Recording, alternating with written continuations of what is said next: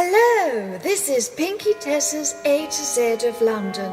It's H for Hyde Park. Come on, Pinkietessa, you're in danger of being late for your own documentary. Andiamo! Hyde Park covers 350 acres, hosting many large events, small events, and offering a ton of super-duper facilities. It's a whole happening to-do kind of a place. And how?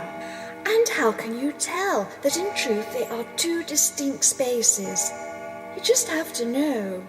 To the left of Hyde Park is Kensington Gardens, quite separate, and don't you even think about getting them muddled. In total they comprise of an area of 625 acres, larger than Monaco but smaller than Central Park, New York.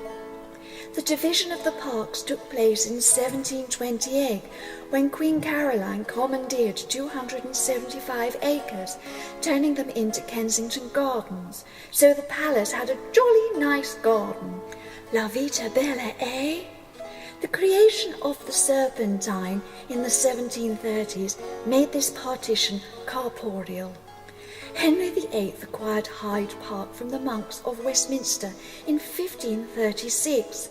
The monks had owned the land since the Norman Conquest, so the dissolution of the monasteries, which commenced in 1534, must have been a bit annoying.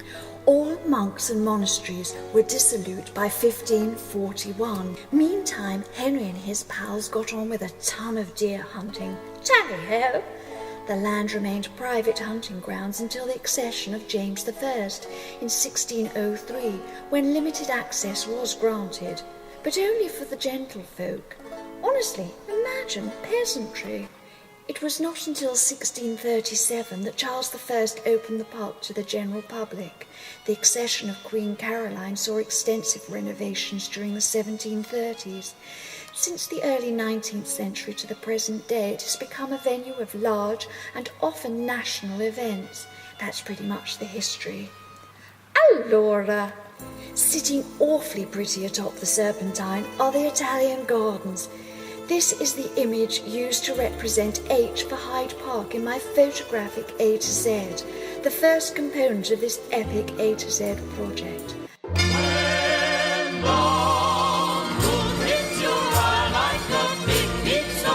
That's amore. The Italian Gardens are located at the northern reaches of Hyde Park, near the Marlborough Gate, off the Bayswater Road, close to Lancaster Gate Tube Station. How marvellously Mamma Mia is that?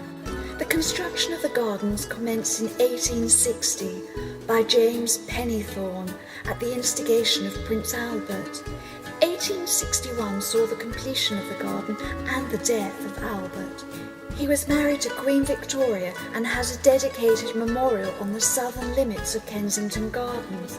For the whole blingy thingy, see A for Albert Memorial. The feature of a Giardino Italiano is the lack of flowers and the dominance of sculptured trees and shrubbery. Not that there's much evidence here. These types of gardens have their origins in the Renaissance period and were celebrated for their symmetry, elegant sense of shape, form and scale.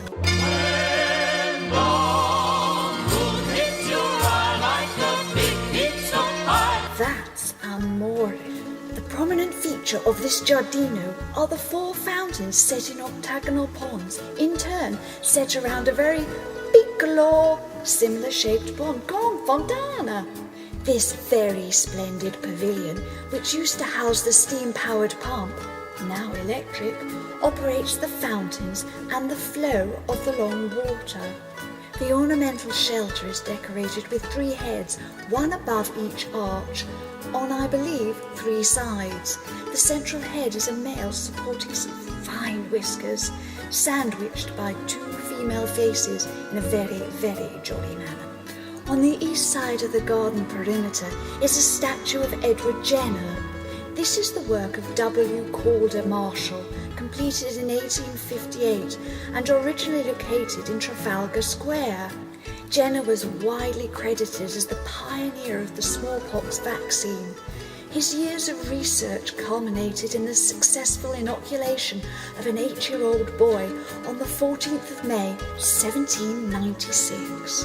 The balustrades holding the garden's boundary include numerous urns, the ornamental vases usually possessing feet, or in this case, a pedestal.